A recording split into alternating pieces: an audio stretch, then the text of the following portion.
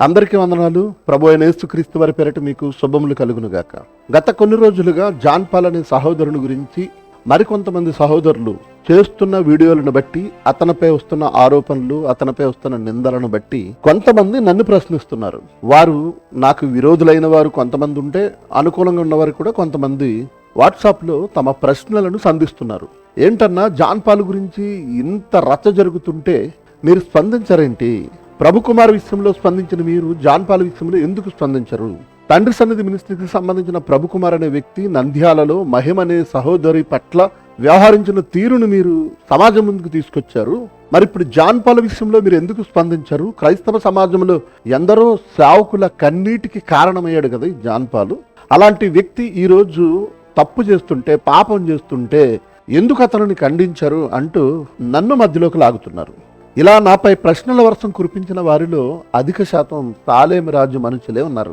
తాలేం రాజు గారిపై నేనేదో వ్యక్తిగత ద్వేషంతో ప్రభు కుమార్ని అడ్డుపెట్టి, మహిమను అడ్డుపెట్టి వాళ్ళ మినిస్ట్రీని కించపరిచాను, వాళ్ళ మినిస్ట్రీని బజారుకు లాగాను అన్న ఉద్దేశంతో అనేకులు నా ఎడల ప్రవర్తించిన తీరు గతంలో మీరు చూశారు. ఆ సమయంలో జాన్ పాల్ కూడా మీకు సపోర్ట్ ఇచ్చాడు కాబట్టి ఇప్పుడు జాన్ పాల్ తప్పు చేసినా మీరు మౌనంగా ఉన్నారు అన్న మాటలు వినబడుతున్నాయి. ఇది ఎంతవరకు సబబు? జాన్ పాల్ పై వచ్చే ఆరోపణల విషయంలో, నిందల విషయంలో ఆ సమస్యకు సంబంధించిన ఎవరు మమ్మల్ని సంప్రదించలేదు. ప్రభు కుమార్ విషయంలోనైతే మహిమనే సహోదరి తాను చేసిన ప్రయత్నాలన్నీ చేసి చివరికి క్రైస్తవ సమాజం దృష్టికి తీసుకురావాలనే ఉద్దేశంతో నన్ను సంప్రదించింది. నేనెంతో పోరాడాను. అదే సమయంలో చాలా మంది స్పందించారు. జాన్ పాల్ కూడా స్పందించాడు తప్ప నాపై ఉన్న ప్రేమతో నాకు సపోర్ట్ ఇద్దామని జాన్ పాల్ ఏమీ స్పందించలేదు. ఆ రోజుల్లో తనకు అది న్యాయం అనిపించింది కనుక అతను స్పందించున్నాడు. ఆ విషయంలో మేము సంతోషించాం.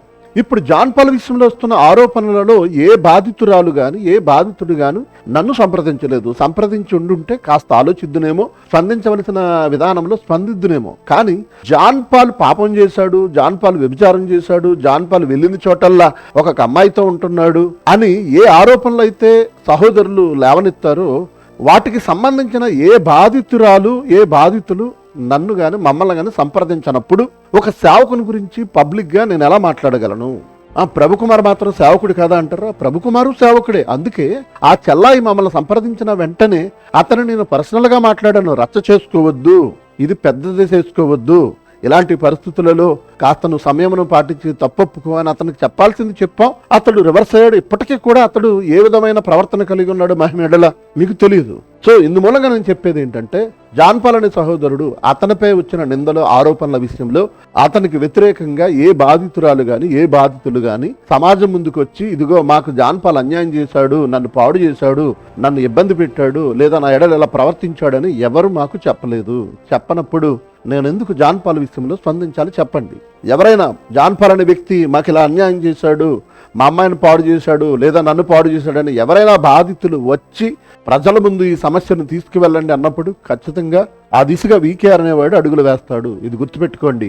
మరి జాన్ పాల్ విషయంలో మీ స్పందన ఏమీ లేదా అని అంటే, జాన్ పాల్కి అనుకూలంగా గాని వ్యతిరేకంగా గాని స్పందించకుండా జరిగిన ఈ పరిస్థితులను బట్టి క్రైస్తవ సమాజం ఎలా మెసులుకోవాలో మాత్రం చెప్పదలుచుకున్నాం. ఖచ్చితంగా చెబుతాం. ఆ సమయం కోసం ఎదురు చూడండి. దేవుడు మిమ్మల్ని దీవించునుగాక.